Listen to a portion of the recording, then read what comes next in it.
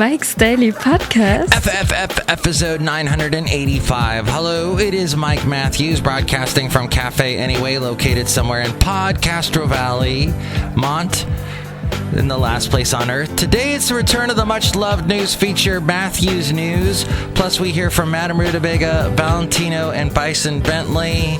And we look at some things. Mike's Daily Podcast. That include the fact that there's new serial podcasts. Woo. Mike's Daily Podcast. So as I am warm in my bed, listening to the hail falling, a nagging thought in my mind came calling, saying there was something odd and a bit appalling.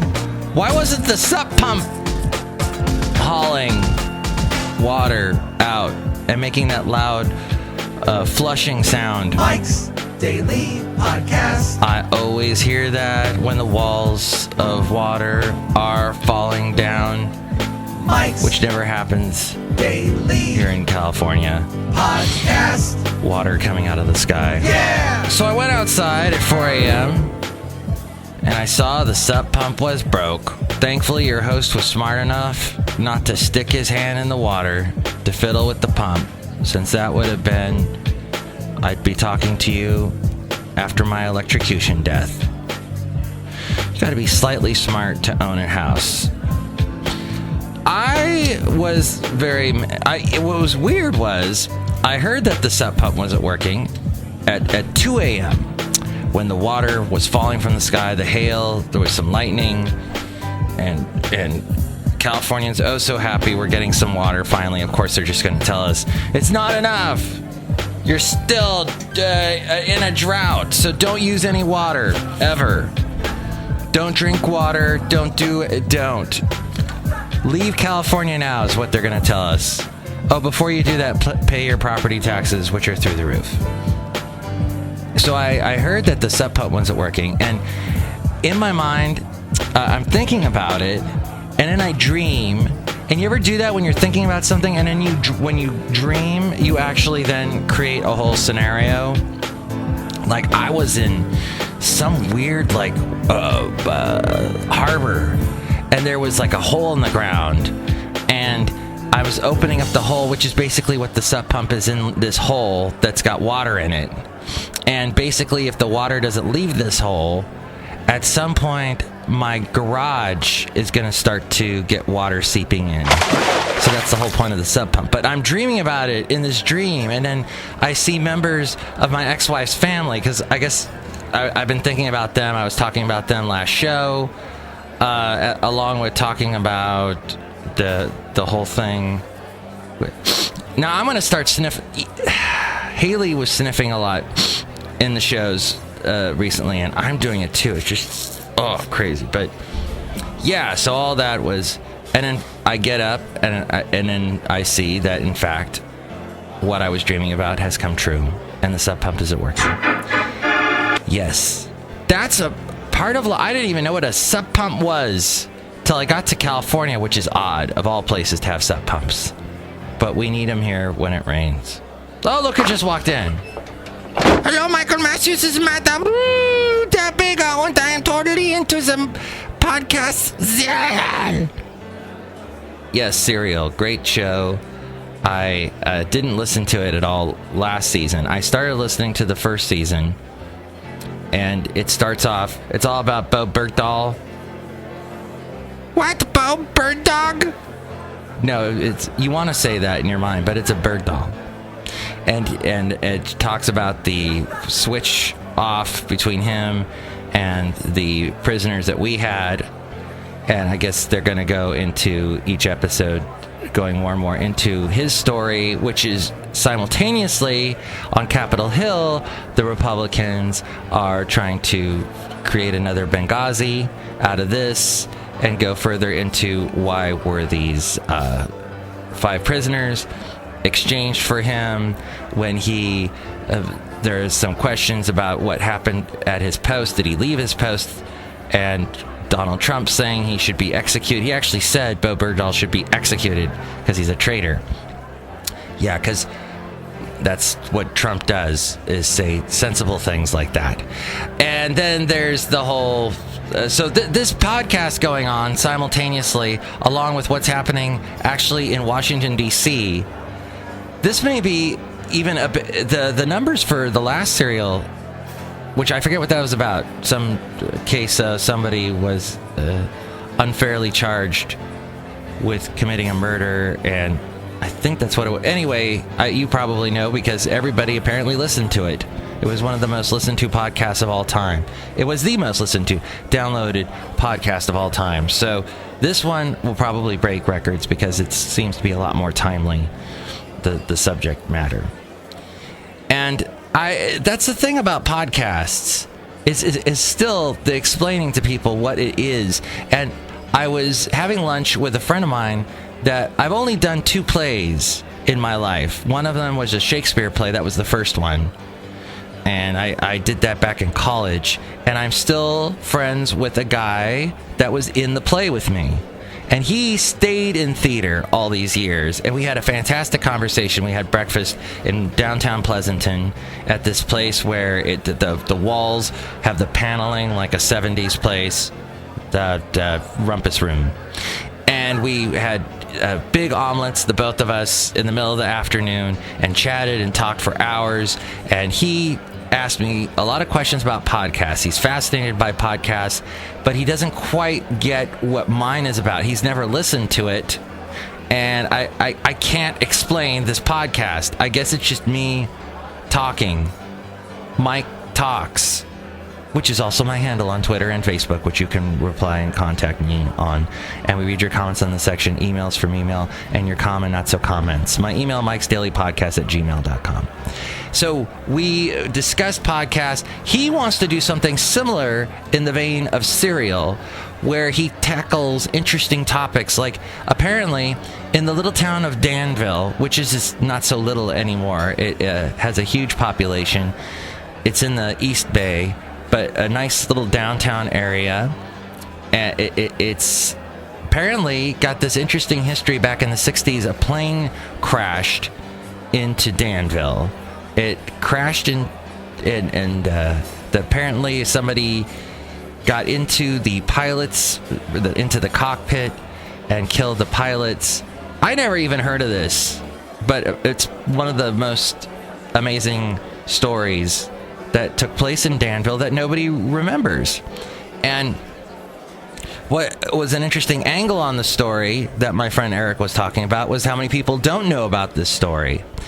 And he's actually written a play about it. We'd be awesome if we could have him on and talk to him into an interview about this whole play that he wrote, which at some point I'm sure he'll perform, because he is a director.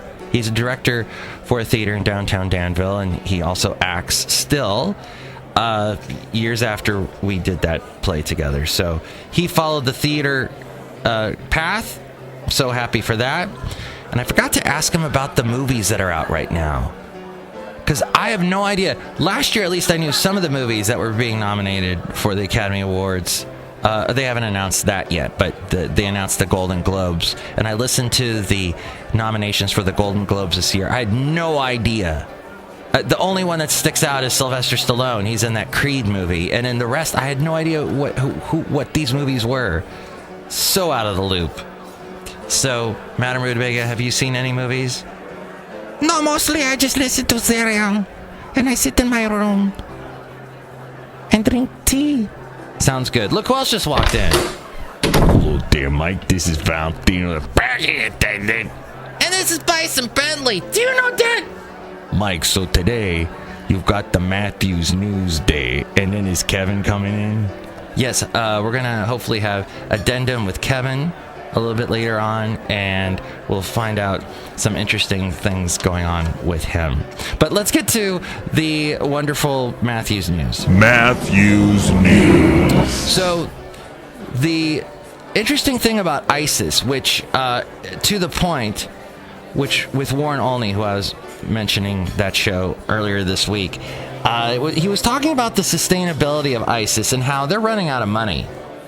They basically steal a bunch of stuff and sell that, and they've stolen oil wells and whatnot, and they're selling the money, selling the oil, getting the money from that to keep them going. But they kill so many people that they just basically, they're running out of, you need people to keep you going, and they're just killing everybody. So how are they going to keep going? A group that's controlled that much with hate can't seem to last that long. But the ISIS terror group and the Syrian government of Bashar al-Assad have engaged in, quote, millions and millions of dollars of trade, despite being at war with each other, a top U.S. Treasury official said yesterday. The Treasury's acting Undersecretary for Terrorism and Financial Intelligence, Adam Zubin, said that while some of the oil produced in ISIS-held areas was able to make its way to Kurdish-held areas and Turkey, the far greater amount ended up under Assad's control. Zubin did not estimate the monetary value of the oil trade between ISIS and Assad. However, in remarks prepared for delivery at the Chatham House International Affairs think tank in London, Zubin noted that ISIS was selling as much as $40 million in oil per month and had made more than $500 million in black market sales. And so that is how they are trying to stay in. But it's funny, if Assad didn't buy any of their oil, he could finally end this war that he's trying to have. And, you know, the Russians are trying to help Assad. We hate Assad because of what he did to his people with the chemical warfare. Then, this interesting story. One of states, my destination. Handcuffed in back of a bus, 40 of us. Life as a shorty shouldn't be so rough.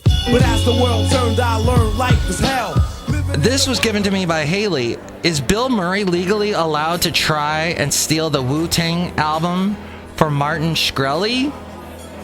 Bill Murray looks to be the only man alive that can wrestle the lone copy of Wu-Tang Clan's Once Upon a Time in Shaolin from the clutches of Martin Shkreli. And then in this article, Riza says, of Wu-Tang Clan, says, we're really getting the urge to call Bill Murray. Shkreli, the pharmaceutical CEO who hiked a crucial HIV drug price well over 5,000%. Yes, he is a douche. He raised the price from $13.50 to $750 per tablet, was the buyer of the only copy of the fabled Wu-Tang record. You may have heard that the Wu-Tang Clan, they made an album, and they said, we're going to sell it. Just this one album, only one person will have the album. And apparently this a-hole bought it. It has a storied past with various celebrity buyers keen on the LP, which was sealed in a vault in Morocco while a buyer was sought. See, I thought they sold it long ago. Fans were unable to raise the funds to buy the album, which only 2 people in the world have heard. Shkreli reportedly hasn't even bothered to listen to it yet because he's a douche. So it was sold at auction for an alleged $1.3 million. Shkreli, probably the closest thing planet Earth has to a Bond villain right now. This according to the line of bestfit.com, has turned out to be a remarkably laissez-faire person about the whole drugs price scandal, and he claimed he dropped the price but so far hasn't done so. He has been even more nonchalant about the album, and upon the news breaking yesterday, he live streamed his workday. Okay, but there's yet another twist in this already fascinating tale. The contract, which stipulates that the album cannot be made public for 88 years, interesting, that would be 2103, may revert to the original seller thanks to a genuinely strange clause. The buying party also agrees that, the contract reads, at any time during the stipulated 88-year period, the seller may legally plan and attempt to execute one heist or caper to steal back Once Upon a Time in Shaolin, which, if successful, would return all ownership rights to the seller. Said heist or caper can only be undertaken by currently active members of the Wu-Tang Clan and or Bill Murray, with no legal repercussions. So Bill Murray may end up having it. gosh, Bill Murray, is he not? I just saw a guy walking down the street with a Bill Murray t-shirt. As we go outside a cafe anyway, we bring you Mike's Daily Podcast somewhere in Podcaster Valley. Oh my gosh, look who's here. Addendum with Kevin. I just realized... Is the sound of me slurping my coffee bad? But we are in a cafe. Yeah, we're outside the cafe now, though. We're outside on the patio. Check. So I told that whole story. Headphones, please. In 3. Check. And thank you. We have our headphones plugged into this tree stump, and that's how we're able to hear ourselves. Because we're outside. Okay. Use your imagination! Well, it is technically plugged into wood. No, Kevin's like, no, this is a $700,000 studio. Yeah. And you have little airplane earphones in your ear, Mike. Exactly. I told the whole long story about the sub pump. I want to say sub pump, like subprime. Sup pump. Your sump pump mortgage. Through Cash Call. Oh, yeah, that's a commercial we play a lot on our business talk station. I forgot to... So, and I mentioned the dream, because I was trying to fix the problem in my head, and then I went into a dream, and then I sounded like a Beatles song, and then there's a Beatles song that says something about going into a dream. Okay, then I was trying to fix a sub pump in a harbor, like with water everywhere, like I'm trying to get the water out of the... But then you mentioned, when I saw you just moments ago, which is right now, yes, that you used to fix the bilge pumps. Yeah, the bilge pumps. When I used to work for the city of Fremont, yeah, you'd always have to, basically, it's at the bottom, that's where the bilge pump is, at the lowest point, or water would collect. It was just a magnet for water, dirt, gunk, garbage, plastic doodads floating through the air. I imagine at your house to be a whole bunch of beer cans, Yeah, beer cans everywhere, just discarded. Yeah.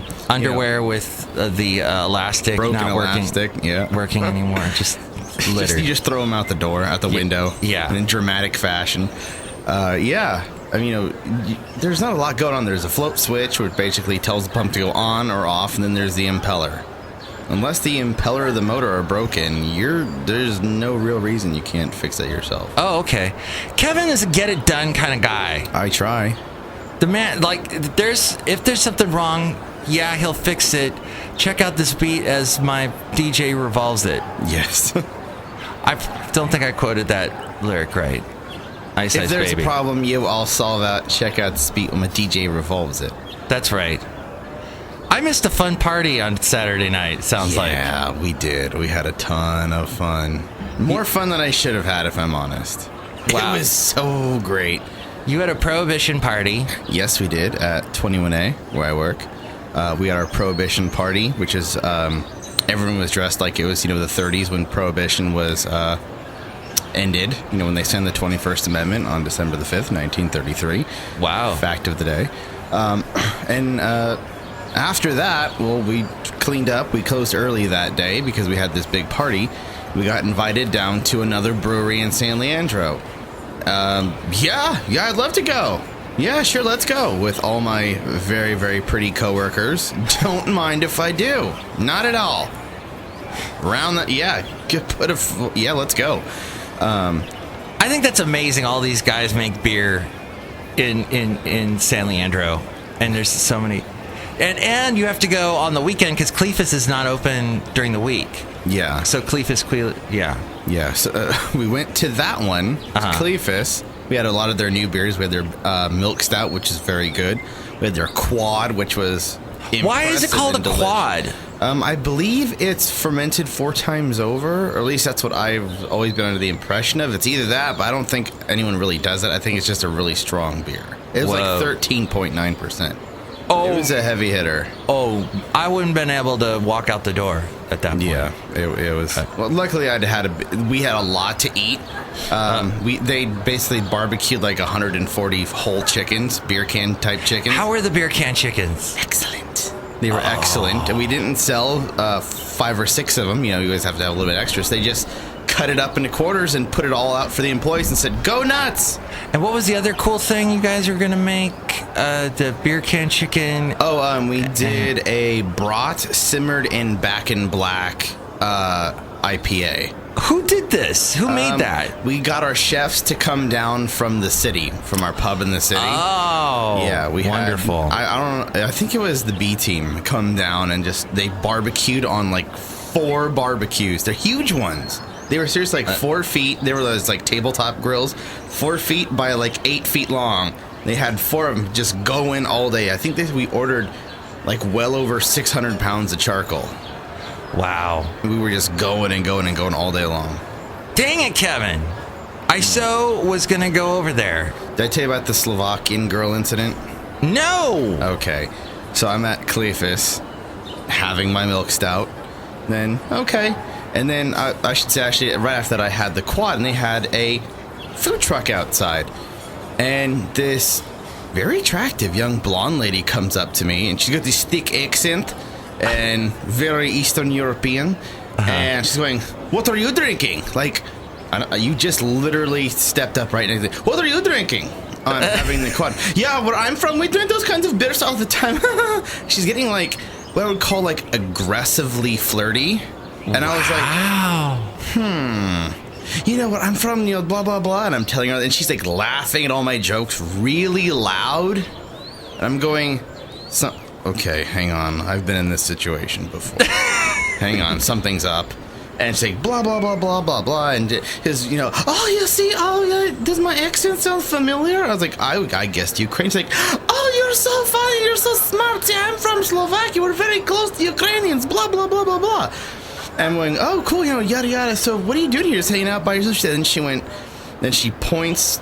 Now you're going to have to bleep this out after. You want to put a marker okay. here. F8. Get ready for F8. Here we go. And she goes, because, I'm thinking, okay, this is, hey, maybe this is going to go really well for me. And she goes, "My asshole husband outside runs food truck. I have to stay here all day long." I was like, Oh, I see exactly what's going on here. Okay. Came outside, got aggressively flirty. In other words, "Look at me, asshole husband."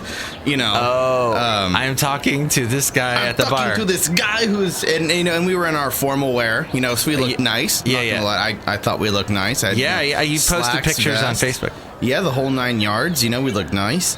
And I was like, okay, I know this situation. I'm not leaving here with if I pursue without a black eye, some missing teeth, and our coworker Russ had mentioned possibly dead. Yeah, so let me just steer clear of that whole disaster. Yeah. That Slovakian thing you don't want to. I've met some other blonde, like that kind of Russian accent. I don't know where they're from exactly. I mean, I know it's a big, complicated part of the world. But I was walking Basel, and all of a sudden this huge Chevy truck, with the boosted up and everything and the big tires, stops, and the window rolls down, and this beautiful blonde goes, "That's a beautiful dog. What kind of dog is that?" And I'm like, "It's a boxer." It's better than mine. She's like, "Oh, can I come out and pet it?" I'm like, "Yes." She gets out. She basically has to take a parachute to get out of the truck. And then she comes over, pets Basil, and the door's open, and I see the guy driving the car. Oh, boy. And she's like, "That's my boyfriend. He lives in Tracy." And he's like, "Hello." And he's also like Russian. I think she said she was Russian, and she and him, we ended up talking for like 15 minutes. Nice people. She's beautiful. Apparently, she lives up the street from me. But I'm like, the Bay Area has a huge, Eastern Europe population. I don't know why. I don't know when that happened, but I mean, it's awesome to have them here. Maybe because we're so close to Russia. Wait, what? Well, yeah, it's a hop, skip, and a jump, Mike. Were we owned by Russia at one point? Alaska? No. Sarah Palin says she can see Russia from here. Oh, no, that was Alaska. Yeah. No, there is some sort of, I don't have a history book in front of me, but I know there's some connection. Yeah, I mean, but I was like, wait. That's so funny. I mean, what is it that makes someone want to go, "I live in Moscow, I must come to America"?